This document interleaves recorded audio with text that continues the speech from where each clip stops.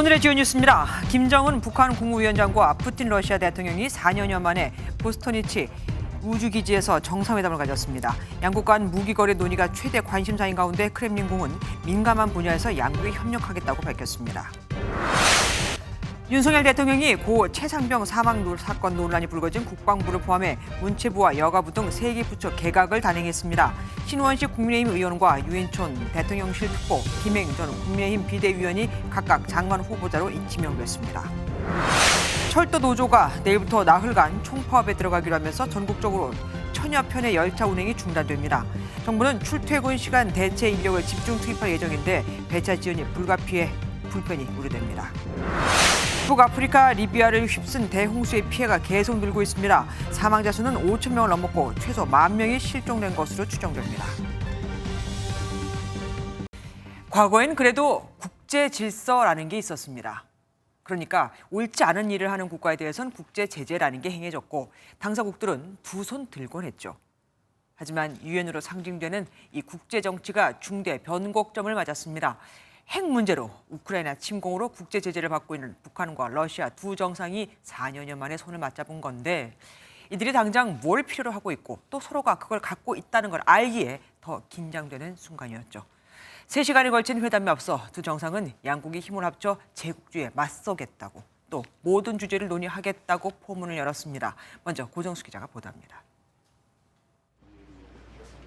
우주를 향한 러시아의 야심을 상징하는 보스토치니 우주기지에서 4년여 만에 북러 정상회담이 열렸습니다.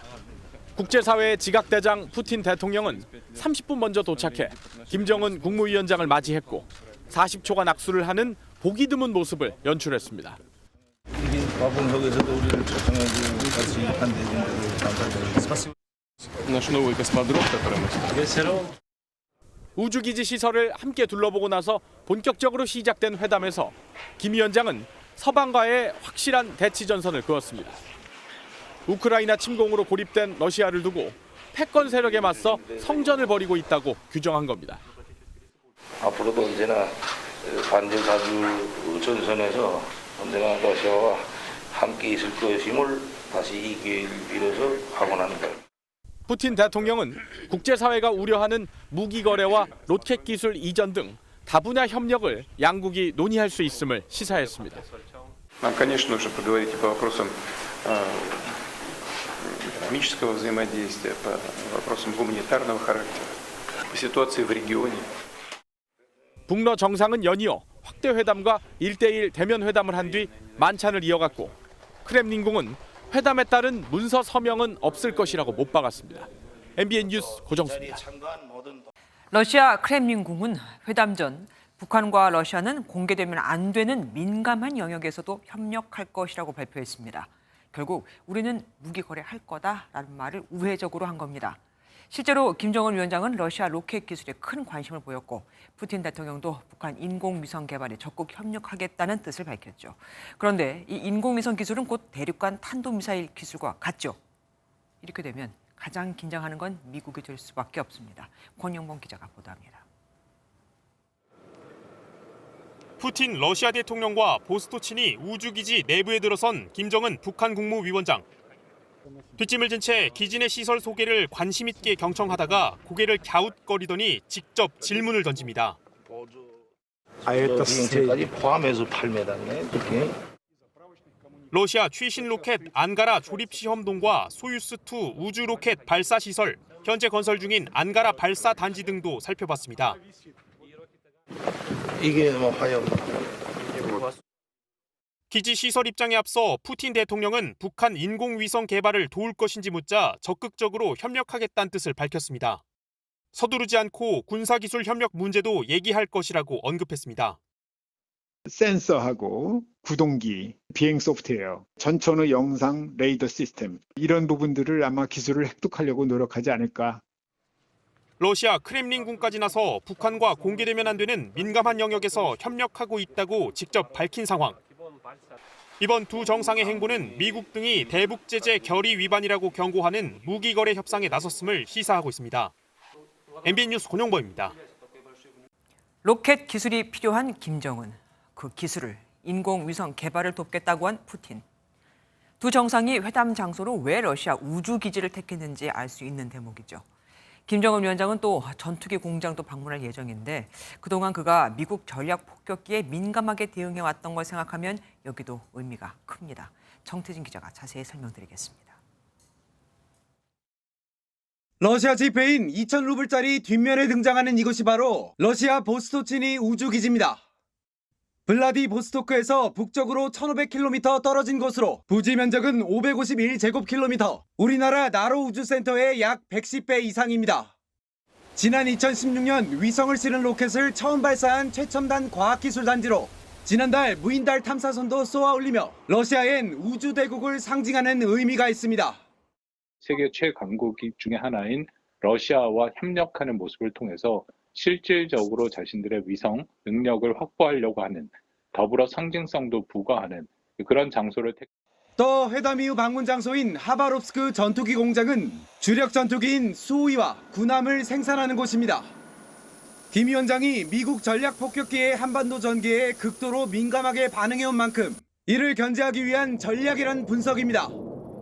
미제는 핵전략 폭격기 B-1B 편대를 조선동해와 서해 상공에 끌어들여 대한민국 군사 깡패들의 전투기들과 함께 하바롭스크는 김 위원장의 부친인 김정일 국방위원장의 고향이자 김정일이 지난 2001년과 2002년 두 차례 방문한 만큼 역사적인 의미도 담겨 있습니다.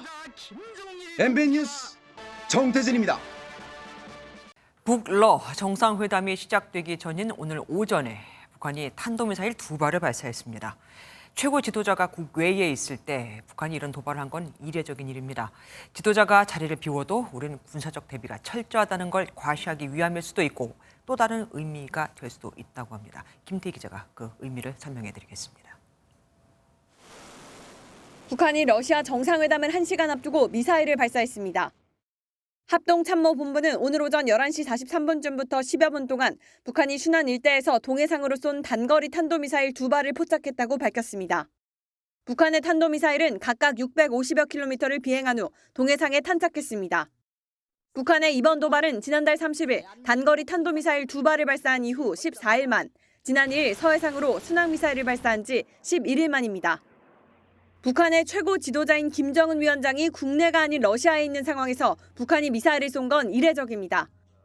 전문가들은 북러 정상회담을 앞두고 미국이 북한을 국제적 왕따로 표현하며 무기 거래 땐 책임을 묻겠다고 경고한 것에 대한 북한의 반발 차원으로 해석합니다. 다양한 경고가 나오는 상황에서 이 회담 분위기를 망치고 있는 부분들에 대한 일종의 반발성 시위로 보여집니다. 정부는 김태효 국가안보실 1차장을 주재로 안보 상황 점검회의를 개최하고 북한의 추가 도발을 예의주시하고 있습니다. MBN 뉴스 김태희입니다.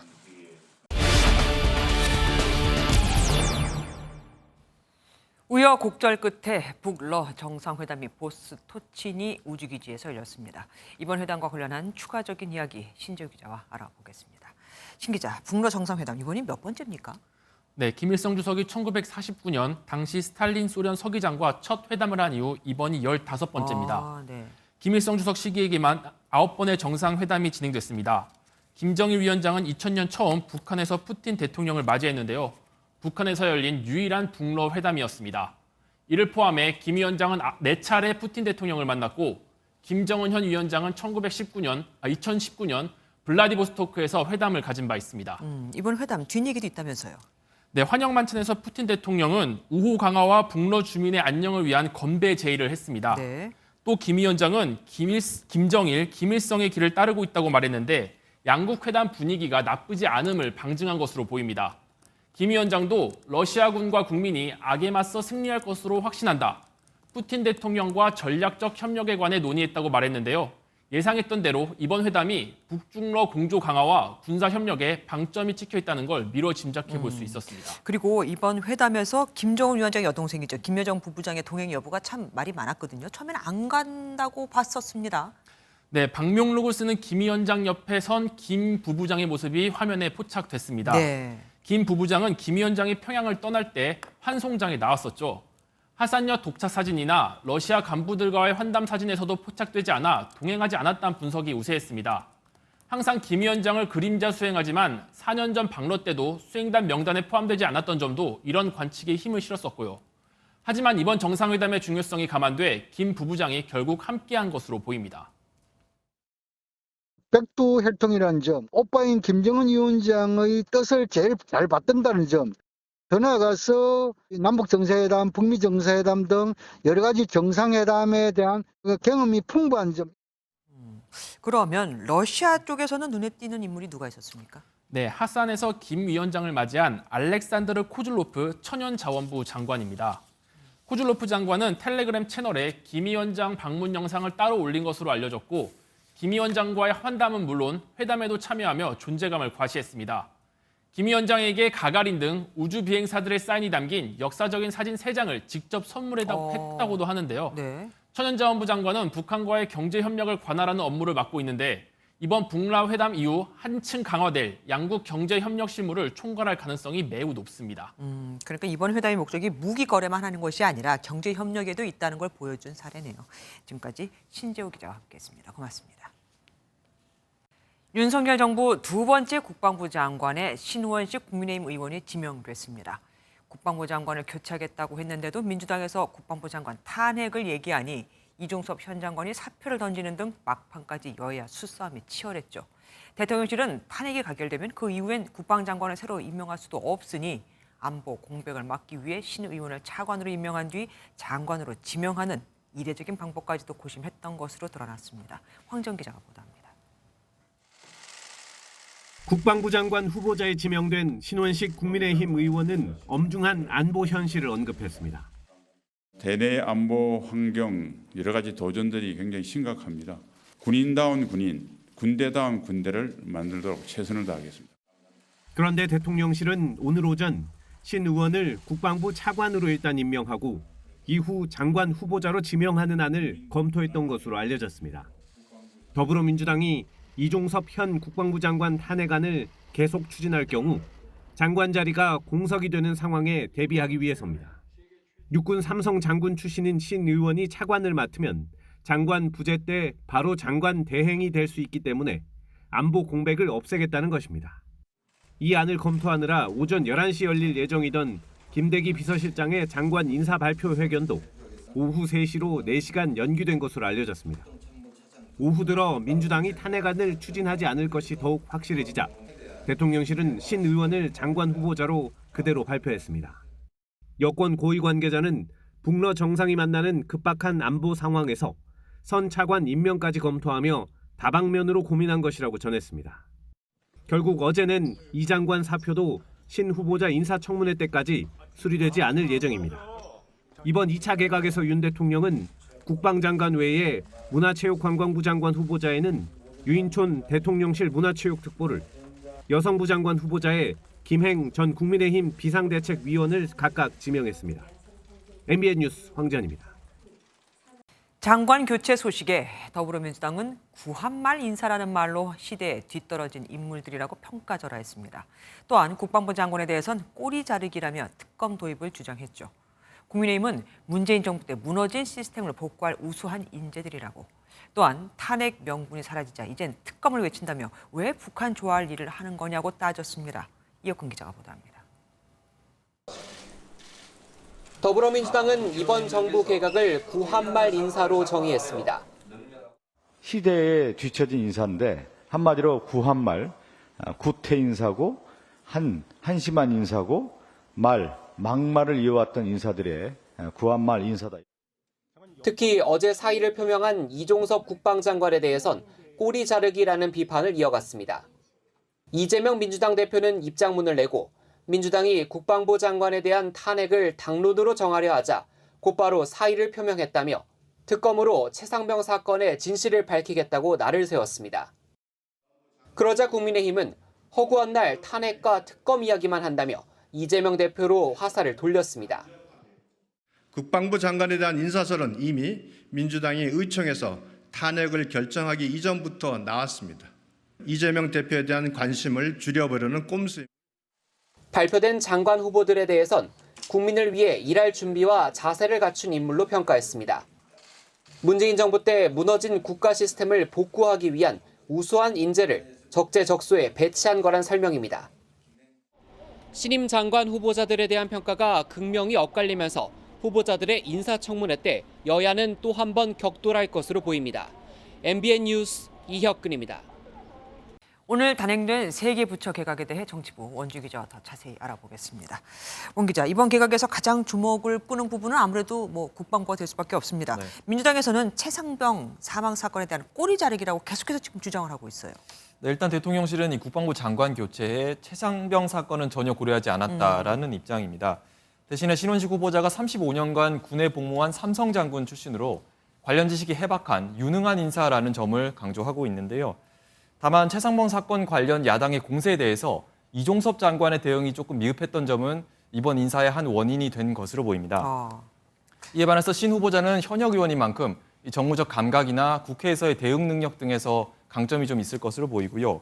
특히 신 후보자는 자유민주주의 가치나 국가 정체성 등과 관련된 이 본인의 철학이 확고해서 주위에서 윤 대통령과 싱크로율 100%다라는 평가도 있었다고 합니다. 네네. 이와 관련해서 홍준표 대구시장은 오히려 이런 점 때문에 군의 정치적 중립을 좀 해칠 수 있다라는 지적을 했다가 그를 지우기도 했었습니다. 윤 대통령이 장관들한테 왜 그런 말 했었잖아요. 나가서 싸우라. 네. 그것도 기억이 납니다. 문체부에 그러면 유인촌 후보자 지명도 같은 기조일까요? 그렇습니다. 유인촌 후보자는 이명박 정부 초대 문체부 장관으로 3년을 지냈었지 그랬죠. 않습니까? 때문에 이미 업무 능력을 좀 검증받았다라는 평가가 있고 네. 또 이번 정부의 국정과제를 속도감 있게 추진할 수 있는 인물로 낙점이 됐습니다. 윤 대통령은 문체부가 이번 정부의 국정 철학에 맞지 않는 이념 부처라고 지적하면서 쇄신을 요구한 적이 있는데요. 박보기훈 장관은 이에 좀 잘 부응하지 못했다라는 평가가 많았고 이를 보완하기 위해서 지난 7월에는 유 후보자를 문체부 특보로 임명하기도 했었습니다. 네. 그러다 결국 유 후보자에게 이제 장관직까지 맡기게 된 건데 민주당은 과거 막말과 문화예술계 인사 탄압을 자행한 장본인이라면서 반발을 하고 있습니다. 여가부 장관도 지금 바뀌게 됐지 않습니까? 네. 그런데 사실 여가부 장관에 대해서는 잼버리 사태 때문인지 어차피 없어질 부서인데 원래 또 공약도 그랬었잖아요. 네. 왜 뽑느냐? 그냥 장관 자리를 공석으로 두자는 말도 있었긴 합니다. 그렇습니다. 당초 이제 대통령실 내에서는 여가부 폐지 공약이 좀 철회된 것 아니냐라는 의구심을 불식시키기 위해서라도 네. 후임 장관을 임명하지 말자라는 의견이 강하게 제기가 됐었다고 합니다. 네. 그럼에도 불구하고 양성평등 기본법 등에 따른 여가부의 고유 업무가 남아 있기 때문에 부처의 장을 비워둘 수는 없다라는 결론으로 좀 기울었다고 하고요. 네. 김행 후보자도 이를 좀 의식한 듯 오늘 소감을 밝히는 자리에서 직접 언급하기도 했습니다. 여성가족부는 아시다시피 대통령이 폐지를 공약한 부서입니다. 그렇지만 존속하는 기간 동안 고유의 업무가 있습니다. 네, 김 후보자는 한국양성평등교육진흥원장을 지낸 여성정책 전문가지만 박근혜 정부 초대 대변인을 지낸 강경파라는 상반된 평가도 있습니다. 예, 여기까지 듣겠습니다. 정치부 원주희 기자와 함께했습니다. 고맙습니다. 국회 법사위에선 김만배 허위 인터뷰 대선 공작 의혹과 고 최상병 수사 외압 의혹을 두고 여야가 맞붙었습니다. 국민의힘은 김만배 인터뷰가 대선 공작 사건이라고, 민주당은 최상병 사건에 대통령실이 외압을 행사한 국정농단이라고 또 주장을 했죠. 결국 여야의 극한 대립에 야당 의원들이 단체로 퇴장을 해버리는 일까지 벌어졌습니다. 노태영 기자입니다. 여당은 김만배 허위 인터뷰 의혹 확산에 이재명 대표 등 민주당이 조직적으로 가담했다고 공세를 폈습니다. 민주당이 2011년 당시 윤석열 검사의 수사 무마 의혹을 제기하자 검찰이 수사했지만 아무런 결과를 내지 못하지 않았냐고 꼬집었습니다. 부산저축은행 사건 부실 수사 의혹을 수사하도록 지시했다. 이게 사실이 아니라고 하는 걸 수사를 통해서 알고 있습니다. 민주당은 고 최상병 사건 수사는 대통령실이 외압을 행사한 국정농단이라며 경질된 거 아니냐고 이종섭 국방장관을 몰아세웠습니다. 대통령이 주재하는 티타임이 11시에 있었고 장관께서 이제 이거를 번복한, 즉 이첩 보류를 지시한 그 시간이 11시 경이거든요. 그렇기 때문에 대통령의 지시다라고 하는 걸 그게 전달되었다. 사의 표명한 것은 맞습니다. 그 이상의 평가는 제가 할 일이 아니라고 생각합니다. 날선 공방이 이어지면서 야당이 회의 운영 방식을 항의하자 고성과 삿대질이 오가기도 했습니다. 대한민국 기관장들은 그로테스크가 뭐예요? 그렇게 법치주의를 흔들고 싶어요? 그러다가 다 불타 죽습니다. 박 의원은 자리를 박차고 나갔고 결국 회의는 정회됐다가 오후 다시 진행됐습니다. MBN 뉴스 노태현입니다. 국민의힘 김기현 대표가 박근혜 전 대통령을 예방했습니다. 박 전 대통령이 특별 사면으로 석방된 이후 당 지도부를 만난 건 처음입니다. 총선을 7개월 앞두고 보수층을 결집하려는 거겠죠. 이호정 기자가 보도합니다. 국민의힘 김기현 대표가 박근혜 전 대통령 사저로 들어섭니다. 당대표 취임 이후 반년 만에 첫 예방입니다. 비공개로 이뤄진 회동은 50분간 이어졌습니다. 김 대표는 보수당의 역사와 성과에 대한 얘기를 나눴다고 전하며 총선 승리와 보수 통합을 강조했습니다. 여당 대표로서 내년 총선을 잘 이끌어 승리할 수 있도록 그렇게 무거운 책임감이 있으니까 잘 해달라 그런 부탁의 말씀이셨습니다. 또 박 전 대통령이 윤석열 대통령의 회동 요청에도 긍정적으로 답변했다고 전했습니다. 내년 총선에서 박 전 대통령 영향력이 커지는 것 아니냐는 관측도 나오지만 김 대표는 보수 대단합을 강조하며 확대 해석을 경계했습니다. 내년 총선에서 이기기 위해서 보수가 대단합을 해야 된다. 박근혜 전 대통령께서 가지고 있는 과거의 경험이나 또 가지고 있는 영향력 이런 것들을 함께 대동단결할 수 있도록 모아야 되지 않겠냐는 것이 저희 생각입니다. 박 전 대통령 측근인 유영하 변호사는 박 전 대통령이 늦어도 10월 중으로 정치적 입장을 밝힐 기회가 있음을 시사했습니다. MBN 뉴스 유호정입니다. 이재명 더불어민주당 대표의 단식이 14일째 이어지면서 단식 중단을 요구하는 목소리가 커지고 있습니다. 의료진도 의학적으로 한계라고 보고 있는데 이 대표 그럼에도 뜻을 굽히지 않고 있습니다. 강경원 기자가 보도합니다. 이재명 더불어민주당 대표가 농성 장소를 당 대표실로 옮겼습니다. 체력 소모를 최소화하며 단식을 더 이어가기 위해서입니다. 6번째 검찰 조사를 마치고 스트레스가 가중돼 체력이 급격히 떨어졌다는 게 민주당 설명입니다. 이 대표는 오전 지도부 회의에 또 한 번 불참했고 누워있는 시간도 부쩍 늘었습니다. 민주당은 지금이라도 중단해야 한다는 의료진 소견을 전했습니다. 통상 10일에서 14일을 넘기면 의학적으로 불가역적인 손상이 온다는 것을 감안하면 단식 한계에 온 것으로 판단됩니다. 당내 최대 모임인 더 좋은 미래와 초선 모임 더민초 등이 이 대표를 찾아 단식 중단을 권고한 데 이어 노영민 전 대통령 비서실장도 단식장을 방문했습니다. 이 엄중한 상황에 대처를 하려면 빨리 단식 중단하시고 건강을 회복하셔야 된다. 감사한 말씀이고요. 깊이 잘 새겨서 잘 결정하도록 하겠습니다.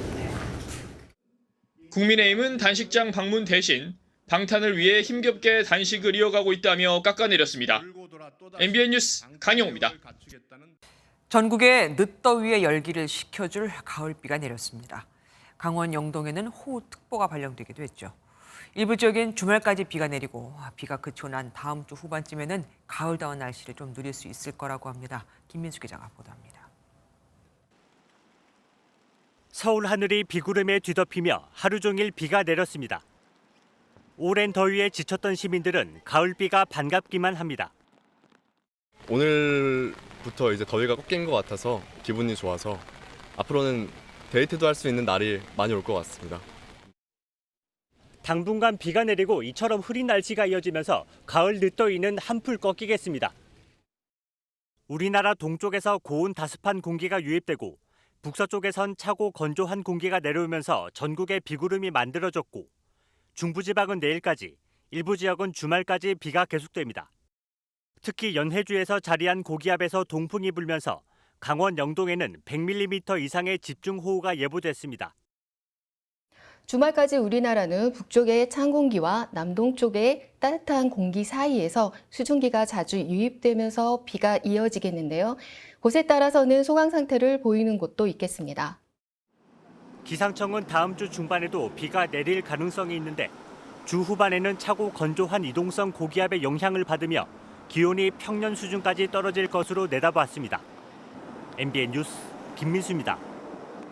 철도 노조가 내일 오전 9시부터 4년 만에 총파업에 들어갑니다.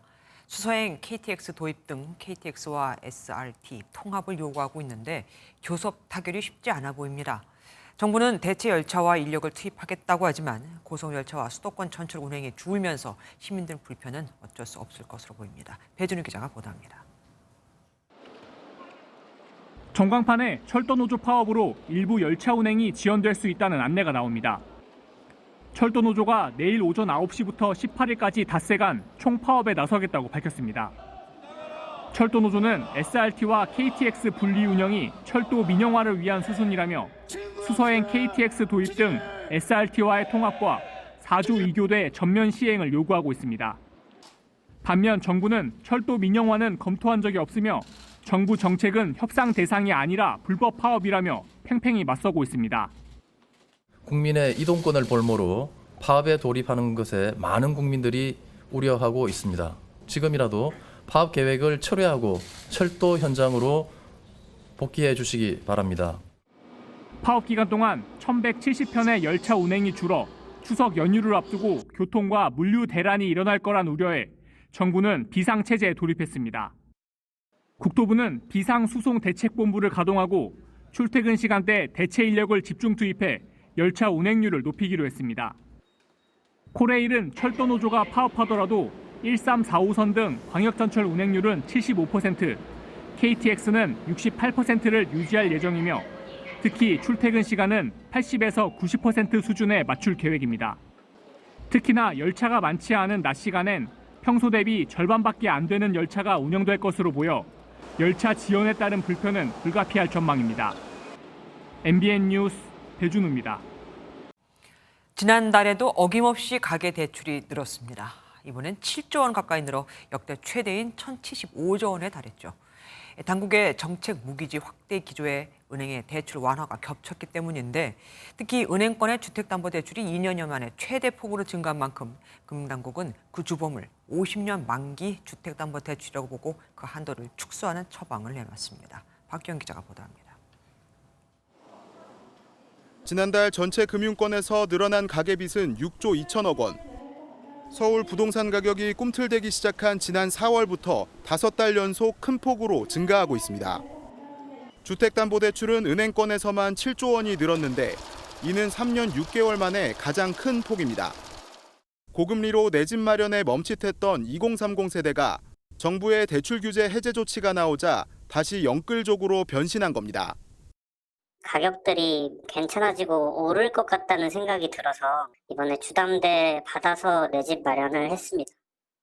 주담대가 급증한 건 지난 7월부터 각 은행들이 앞다퉈 내놓은 50년 만기 주택담보대출 영향이 컸습니다.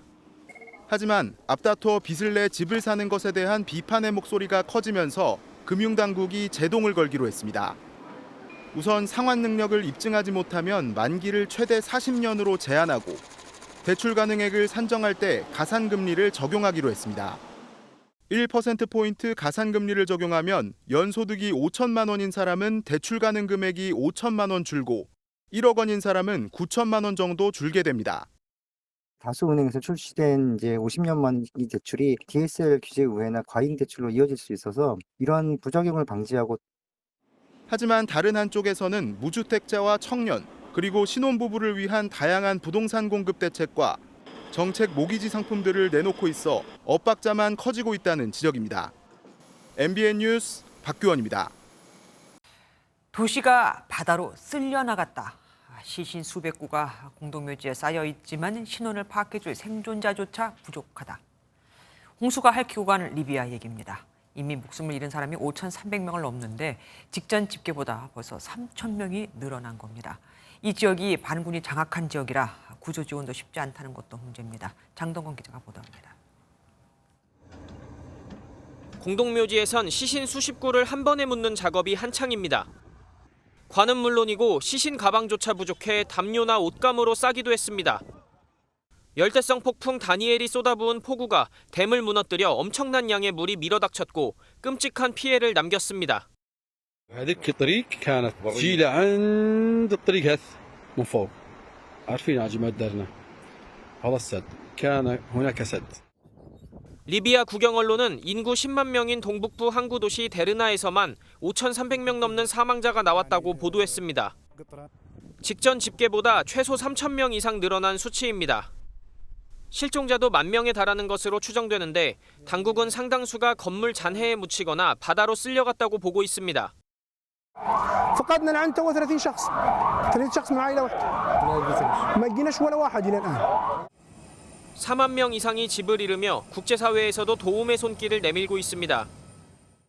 وصلت فرق إنقاذ مدربة من جمهورية تركيا وستتوالى وصول الفرق الأخرى وستكون من مصر والجزائر وإيطاليا والإمارات وعدد من الدول الصديقة. 다만 피해를 본 리비아 동부는 반군 세력이 장악한 지역이어서 구조 지원이 제대로 이뤄질지 미지수입니다. 전문가들은 리비아가 오랜 내전으로 기반 시설 관리를 소홀히 했고 지구 온난화로 폭풍의 위력이 더욱 커졌다며 예견된 인재라고 분석했습니다. MBN 뉴스 장동건입니다. 악성 민원에 시달리다 스스로 세상을 떠난 대전 초등학교 교사가 학폭 가해자로 몰리면서 학교폭력대책자치위원회까지 또 신고까지 당했던 것으로 드러났습니다. 어떻게 보면 피해자는 이 억울한 교사라고도 할 수 있을 법한데 가해 학부모는 자신의 아이가 교사와 대면하지 않도록 분리까지 요청했습니다. 김명현 기자가 보도합니다. 대전의 한 초등학교입니다. 숨진 교사를 추모하는 화환이 줄지어 세워져 있습니다. 2019년 12월 이 학교에서 학교폭력대책자치위원회가 열렸습니다. 대전교사 사망 사건의 가해자로 지목된 한 학부모가 교사가 아동학대 의심 행동을 했다며 학교폭력 신고를 한 겁니다. 학폭위 조치 결과 통지서에는 가해 측에 교사 이름이 명시되어 있습니다. 학부모는 교사가 자신의 아이를 다른 친구들이 보는 앞에서 꾸짖는 등의 행위가 아동학대라고 주장했습니다. 그런데 정작 학폭위에서는 교사의 폭력 여부가 아닌 학생의 보호 조치에 대해서만 논의됐습니다. 당시 가해 학부모는 교사가 학폭위 처분 대상이 될 수 없는데도 신고를 강행한 것으로 알려졌습니다.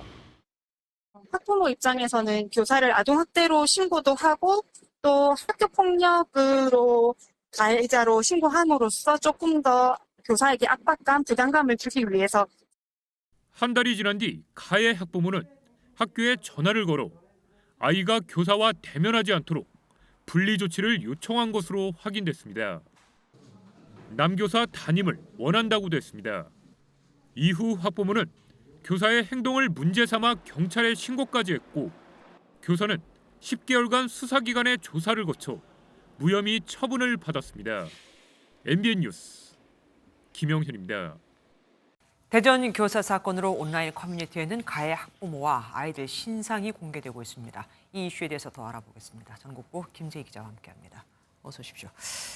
김세희 기자, 이 사건이 발생한 뒤 가해자들 신상이 인터넷에 퍼진 것까지는 우리가 알고 있었습니다. 그런데 엉뚱한 곳까지 저격을 당했다고요? 네, 맞습니다. 바로 대전의 한 갈비집 이야기인데요. 이제까지 가해 학부모가 운영하는 업장으로 알려진 곳은 김밥 가게와 미용실, 체육관을 비롯해 4곳입니다. 그런데 추가로 갈비집이 거론됐는데 이곳은 사건과 전혀 관련이 없는 식당으로 드러났습니다. 해당 식당의 후기를 쓰는 공간에 악플이 달리거나 별점 테러가 이어졌는데요. 이에 식당 업주 딸은 별점 테러나 댓글은 신고 중이고 심각한 피해를 입고 있다는 정도 SNS에 올렸습니다. 네. 업주의 조카는 대전 갈비집은 상관없습니다 라는 제목의 글을 올리기도 했는데요. 가족관계 증명서까지 제시하며 마녀 사냥과 확증 편향으로 삼촌의 가게가 비난받는 것이 속상하다고 호소했습니다. 억울한 사람은 정말 미칠 일일 거예요. 반면에 가해 학부모가 글을 올린 게 또 논란이 되고 있습니다. 네, 이제 가해자로 지목된 체육관 운영 학부모가 온라인에 입장문을 올린 겁니다. 네. 체육관 관장의 아내라고 자신을 밝힌 여성이 글을 썼는데 아이가 학급에서 문제를 보인 4명의 학생들 중 하나라고 설명했습니다. 학기 초에 아이가 학급 생활 적응에 어려움을 겪고 선생님과 2차례 상담을 했다고 하는데요. 상담을 하면서 선생님께 죄송하다고 했을 뿐 4명의 학부모와 몰려다녀 악성 루머를 퍼뜨린 적은 없다고 해명했습니다. 같은 날 체육관의 관장이라고 밝힌 사람도 글을 올렸는데 역시 사건과는 아무런 연관이 없다고 주장했습니다. 이 두 글에 대해 숨진 교사의 남편으로 추정되는 사람이 댓글을 달았는데요. 네. 체육관 관장 아내의 글에는 이제 오셨군요. 말씀 많이 들었습니다는 댓글을 달았는데 여기 숨진 선생님을 애도하는 덧글들이 많이 달렸습니다. 네. 체육관 관장의 글에는 손바닥으로 하늘을 가릴 수 없다는 의미심장한 댓글을 남겼습니다. 어쨌든 이렇게 가해자의 신상이 공개되면서 엉뚱한 피해자까지 나오는 거 아니겠습니까? 이거는 우리가 어떻게 해야 될까요? 네, 생각보다 가게 이름이 비슷하거나 아. 앞서 말씀드린 그 갈비집처럼 애꿎은 피해자가 지금 생겨나고 있습니다. 가해자로 지목된 4명 학생의 학부모가 하는 미용실과 이름이 똑같은 곳은 초등학교 사건과 무관하다며 아예 공지를 내걸었습니다. 네. 이전 서울 서희초교사 사망 사건 초기에는 여야 의원도 가해 가족으로 지목돼 논란이 된 바 있는데요. 전문가들은 이런 사적 제재, 사적 응징이 국민적 공감대가 큰 사건 수사에 대한 사법 불신이 크기 때문이라고 지적합니다. 네네. 죽는 사람만 죽고 처벌받아야 될 사람은 나중에 이렇게 빠져나가는 그런 현상에 대해서 많은 사람들이 이제 붕괴하고 있기 때문에 오히려 되게 시원하다 이렇게 얘기를 하는. 하지만 무분별한 사적 제재가 정보통신망법상 명예훼손이나 개인정보보호법 위반으로 처벌받을 수 있기 때문에 사법 신뢰를 높이기 위한 국가적 고민이 필요하다는 지적도 나옵니다. 예, 이 얘기는 사실 한두 번 나온 게 아닌데 아직까지도 여전합니다. 지금까지 김세희 기자와 함께했습니다. 고맙습니다. 이번엔 정년을 1년 앞두고 극단적 선택을 한 경기 용인고등학교 체육교사 관련 소식입니다. 학부모가 한 달 동안에만 해당 교사를 징계해달라고 요구하는 등 그 민원을 8차례 제기한 것으로 확인이 됐습니다.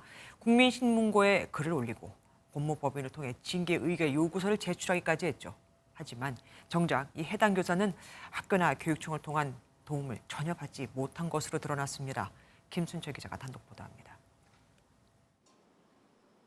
용인 체육교사 A씨에게 학부모의 민원이 시작된 건 지난 6월 말입니다. 수업 시간에 잠시 자리를 비운 사이 한 학생이 찬공해 자녀가 눈 부위를 맞아 크게 다친 게 사건의 발단이었습니다. 학부모는 학교를 찾아와 교사의 징계와 함께 눈을 다쳐 시험을 보지 못했으니 인정점을 100% 반영해달라는 민원을 제기했습니다. 이후에도 학교에 한 차례 더 전화를 걸어 징계 수위를 더 높이라는 등의 요구를 했습니다. 국민신문고에는 교사의 징계를 요구하는 글을 3차례 올렸습니다.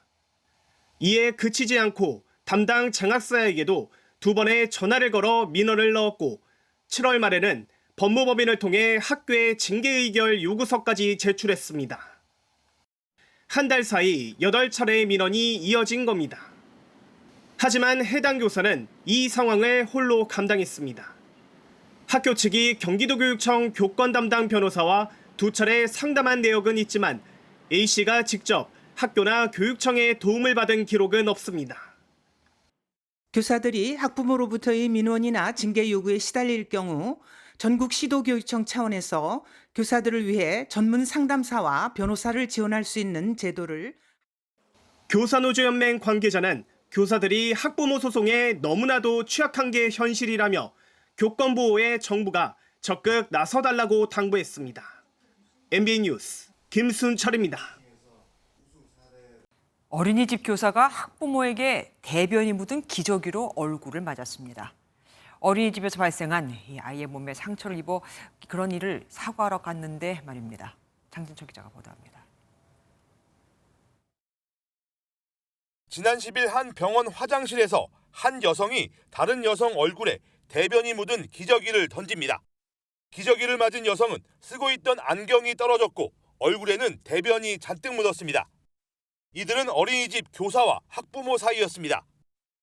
며칠 전 어린이집에서 아이에게 상처가 생긴 일이 있었고 이를 사과하려고 부모를 찾아갔다가 변을 당한 겁니다. 기저귀를 맞은 교사는 경찰에 학부모를 상해 혐의로 고소했습니다. 현장에 CCTV가 있는지 이런 것도 바로 확인해야 되고 피해자가 제출하는 증거 자료가 있잖아요. 그거 다 검토해 봐야죠. 참다 못한 교사의 남편은 어제 국회 국민동의청원에 억울함을 호소했습니다. 현실에서 대변을 맞는 일이 생겼다며 올해 초부터 어린이집에서 폭언 등 갑질 학부모로부터 아내가 고통을 받아왔다고 밝혔습니다. 이어 나쁜 교사는 처벌할 수 있지만 나쁜 학부모를 피할 수 없는 교사들을 도와달라며 어린이집 교사의 인권 보호를 위한 제도 마련을 촉구했습니다. 해당 교사는 외부와의 연락을 모두 차단한 채 경찰 조사를 기다리고 있습니다. 학부모도 어린이집에서 아이가 다친 건에 대해 이 교사를 아동학대 혐의로 고소했습니다. MBN 뉴스 장진철입니다.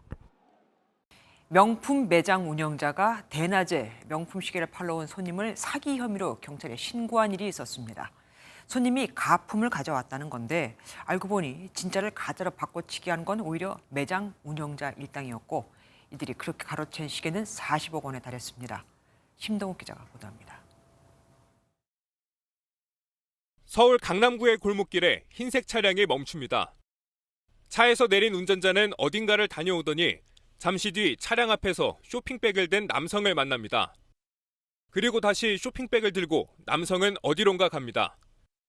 지난달 29일 오후 시가 40억 원 상당의 명품 시계를 빼돌리기 위해 가품과 바꿔치기하는 일당의 모습입니다.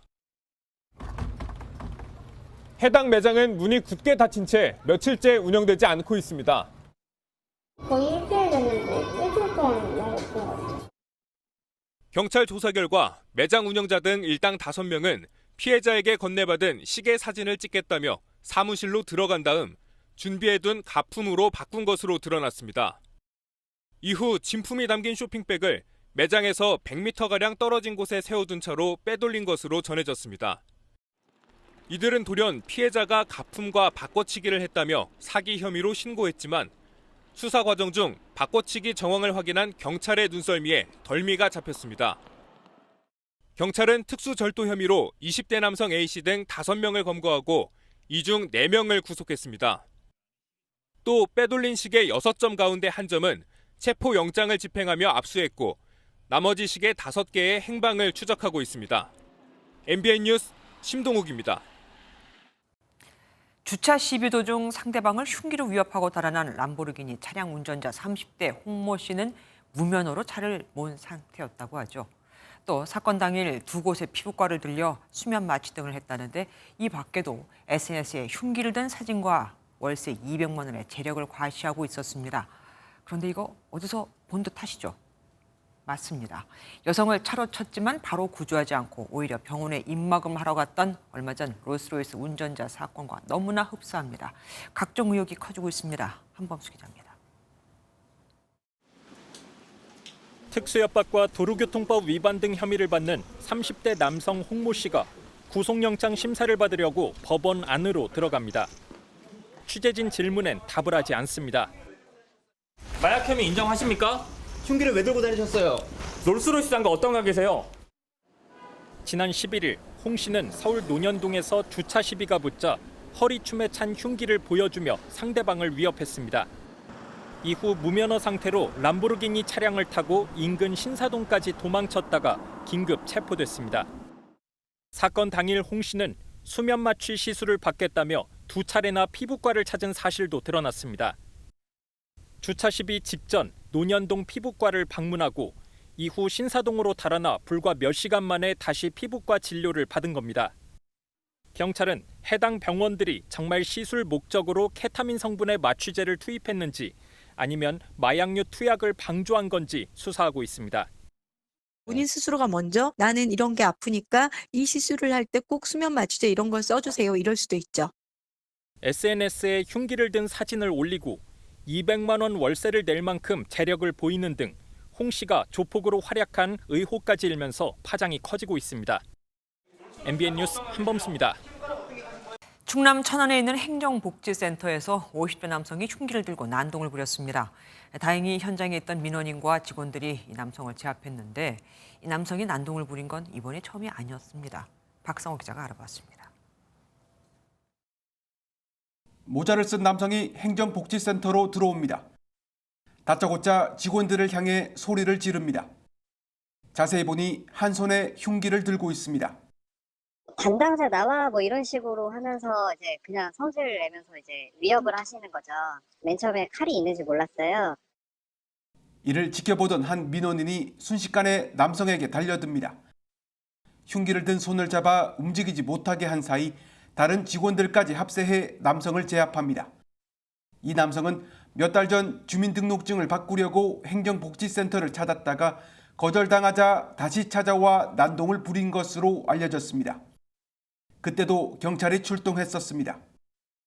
오래전 사진이면은 아무래도 신분 확인이라든가 이런 거 문제가 있으니까 저희가 반려를 할 수밖에 없거든요. 그 부분에 대해서 이제 화가 많이 나셨던 것 같아요.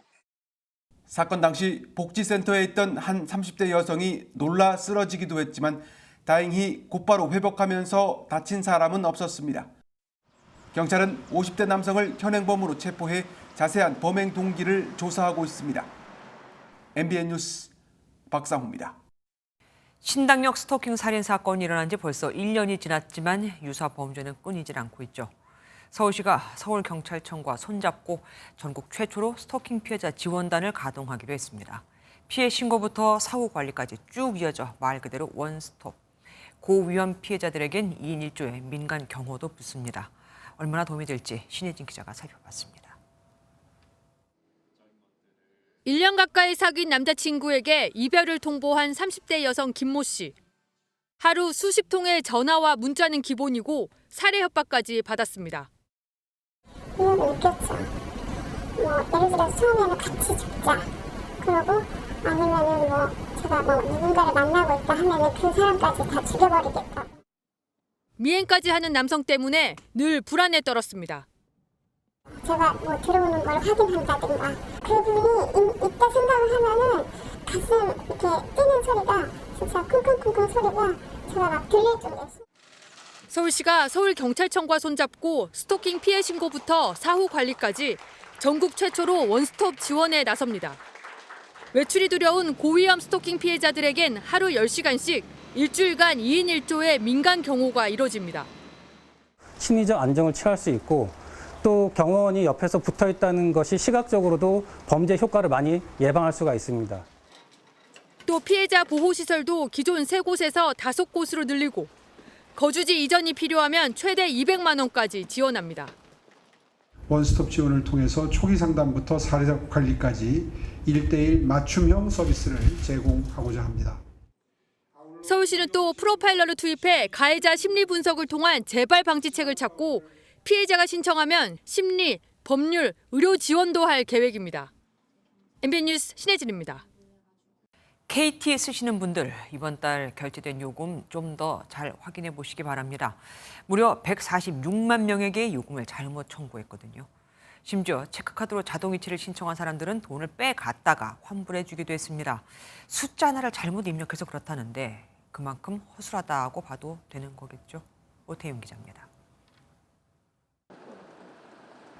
6년째 이동통신사 KT를 이용하는 손모 씨.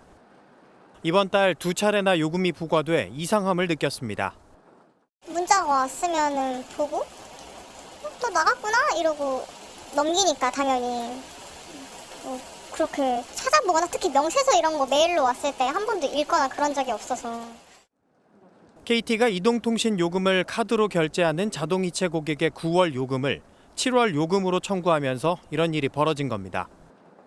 요금이 잘못 청구된 고객은 신용카드로 결제하는 131만 명과 체크카드 15만 명으로 무려 146만 명이나 됩니다.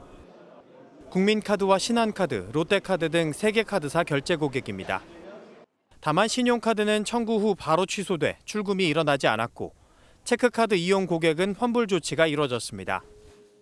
문제는 요금 청구 과정이 이렇게 허술한 절차를 거쳐 이뤄졌다는 겁니다.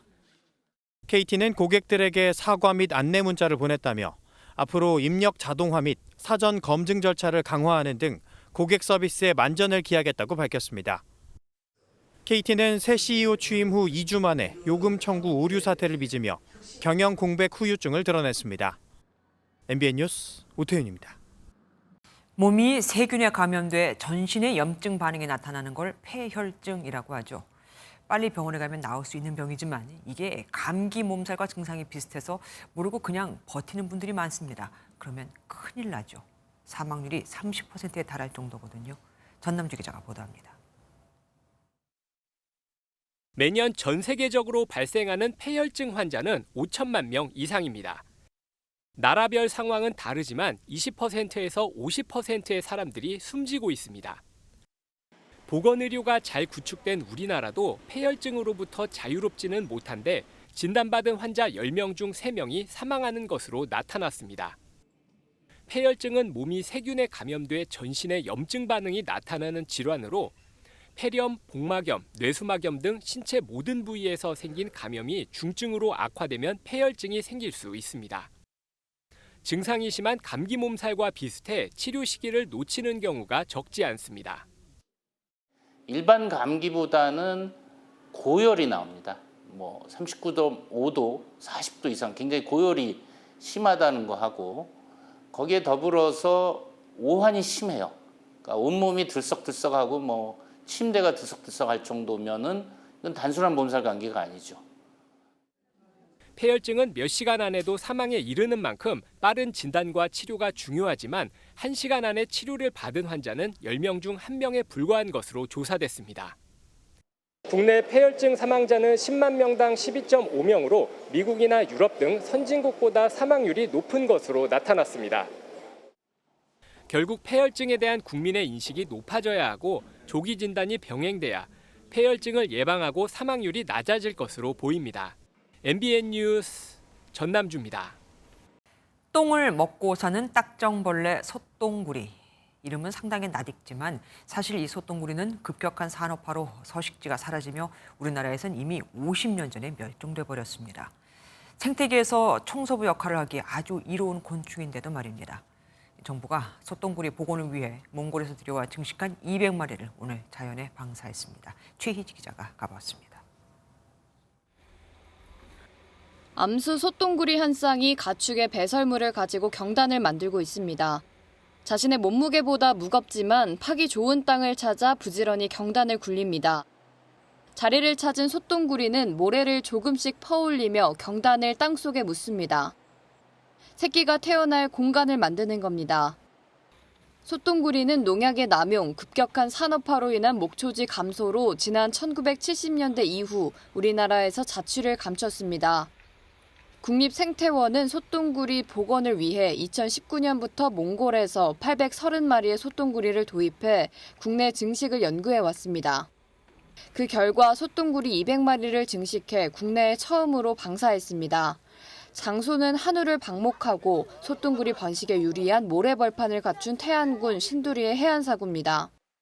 밥으로 곤충기나 교과에서만 볼 수 있었던 솥동구리를 미래 세대들이 생태계에서 직접 쉽게 관찰할 수 있도록 환경부는 솥동구리가 1000마리까지 늘어나면 복원에 성공했다고 볼 수 있다며 신두리 해안사구에 솥동구리가 서식할 수 있는지 계속 연구할 계획이라고 밝혔습니다.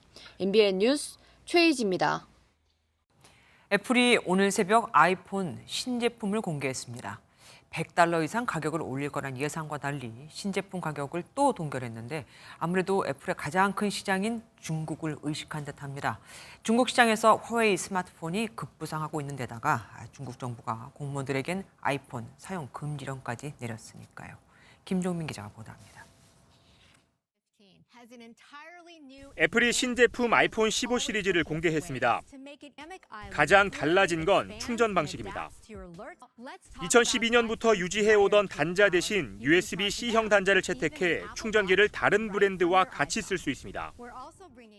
USB-C has become a universally accepted standard. So we're bringing USB-C to iPhone 15. It enables charging. 고급형인 프로와 프로맥스에는 최신 반도체 칩을 넣었고 티타늄 소재를 적용해 무게를 줄이고 디자인도 변화를 줬습니다. 그러면서도 가격은 동결했습니다. 13 시리즈부터 2번 연속입니다.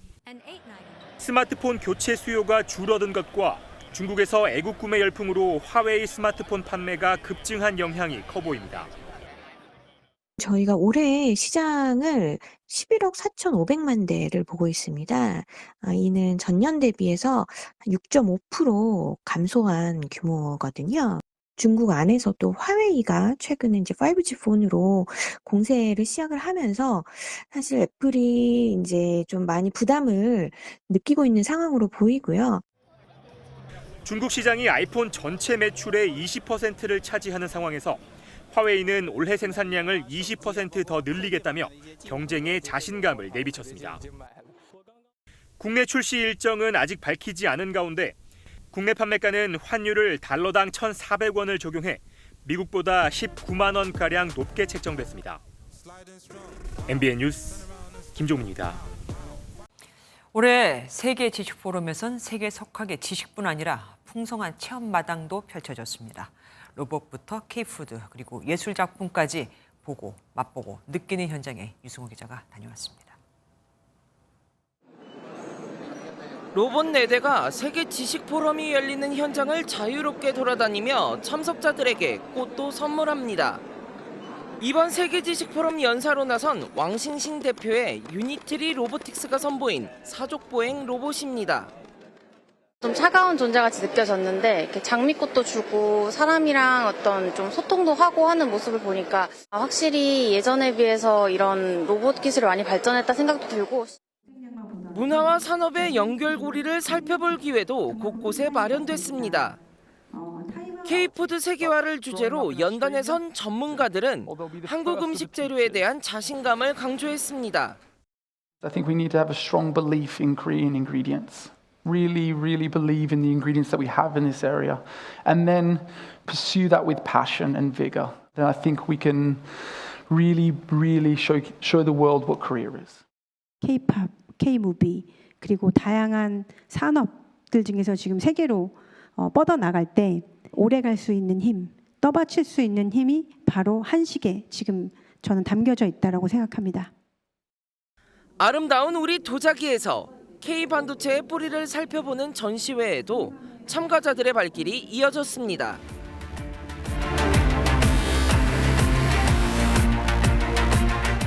아시아 최대 지식축제 제24회 세계지식포럼은 내일 대장정의 막을 내립니다.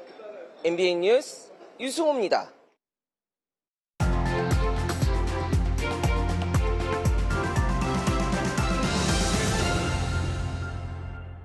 행사 도중 한 남성이 소화기를 뿌려 순식간에 난장판을 만듭니다.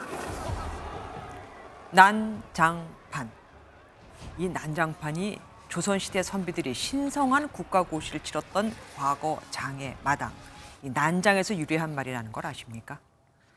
당시 과거 시험은 경쟁률이 대단했습니다. 정조 때 치른 과거를 보면 2명 뽑는 자리에 응시자가 10만 명 이상, 제출된 답안지만도 3만 장을 넘었거든요. 시험 결과는 당일 채점에 발표했는데 과연 반나절 만에 3만 장을 채점하는 게 가능했을까요? 결국 먼저 제출된 300장만 채점을 하고 나머지는 다 버리는 편법이 등장했고 그 결과 시험관을 매수하기 좋은 자리를 차지하기 위한 몸싸움이 치열해졌죠. 그곳은 딱 난장판과 같았습니다. 검정에 대한 국민의 신뢰를 앞장서 지켜야 할 공단에서 이번과 같은 일이 발생한 데 대해 진심으로 사과드립니다. 지난 4월 국가기술 정기기사와 산업기사 시험에서 답안지 600여 장이 채점 전에 파쇄되는 황당한 일이 벌어졌죠. 더 심각한 건 이걸 공단이 한 달 가까이 모르고 있었다는 겁니다. 직원 한 명이 착각했다고 배달 사고가 나고 공단은 이런 오류조차 못 잡아내고 심지어 조사 결과 이게 처음이 아니었습니다. 비슷한 일이 2020년 이후에만 최소 7번이 더 있었습니다. 이번 조사에선 기사 실기시험 응시자의 답안지 6장 중 1장을 아예 분실한 사례도 확인됐습니다. 언제 어디서 잃어버린지도 모르는 겁니다. 심지어 공단은 당사자에게 통보조차 하지 않고 그냥 추정 채점을 해서 탈락 처리해 버렸답니다. 또 지난해 산업안전기사 시험에서는 엉터리 채점 탓에 400명이 불합격됐다가 합격 처리됐고 소방기술사 필기시험에서는 2교시 시험지가 1교시 배부돼 문제 유출 시비도 벌어졌습니다. 연평균 450만 명에 달하는 수험생의 입장은 생각해 보셨습니까? 자격증 시험에 많은 기대와 희망을 걸었을 텐데 이렇게 뒤죽박죽 혼란스럽게 처리를 해버리다니요. 난장판의 또 다른 이름은 아수라장이라고 하죠. 국가기관이 주관하는 시험이라고 칭하기도 민망한 우리 시험장의 또 다른 이름이 바로 이거였음을 오늘 세상 또 한 번 깨닫게 됩니다. 김주아의 그런데 오늘은 난장판이 따로 없네. 였습니다. 서울 양화대교 위에서 18m 아래 한강으로 뛰어내리는 아찔한 이색 하이다이빙 행사가 열렸습니다. 세계적인 선수들과 함께 우리나라에선 한국 최초로 올해 세계선수권대회에 출전한 최병화 선수가 참가했는데요. 최병화 선수는 합동 다이빙 연기를 펼쳐 탄성을 자아내고 박수갈채를 받았습니다. 전국에 가을비가 흠뻑 내리고 있습니다. 오늘 영동 지역으로는 오전 한때 호우특보가 내려지기도 했는데요. 목요일인 내일 서울을 포함한 중부지방의 비는 잠시 소강 상태에 들었다가 금요일 다시 전국에 비가 내리기 시작하겠고요. 이 비는 주말 내내 이어지겠습니다. 우선 내일까지 예상 강수량을 보시면 경북 북부 내륙과 남해안에 따라서 70mm 이상, 서울에도 10에서 40mm의 비가 내리겠습니다. 내일도 전국 하늘 잔뜩 흐리겠습니다. 중부지방은 내일 비가 소강 상태에 들면서 서울이 28도, 대전 27도 등으로 오늘보다 4, 5도가량 높겠습니다. 남부지방은 대구와 부산이 26도에 그치는 등 오늘과 비슷하거나 약간 더 낮겠습니다. 주말 동안은 기온이 소폭 오르는 곳이 있겠지만 여전히 30도를 밑돌면서 선선하겠습니다. 날씨였습니다. 안녕하세요. 김주하입니다. 공정하고 신속한 MBN 뉴스, 유튜브를 통해서도 만나보실 수 있습니다. 특히 더 많은 뉴스와 라이브를 보고 싶으시다면 오른쪽을 눌러서 구독하시면 됩니다. 어렵지 않죠? 빠르고 정확한 뉴스로 계속 찾아뵙겠습니다. MBN 뉴스를 시청해 주신 여러분 고맙습니다.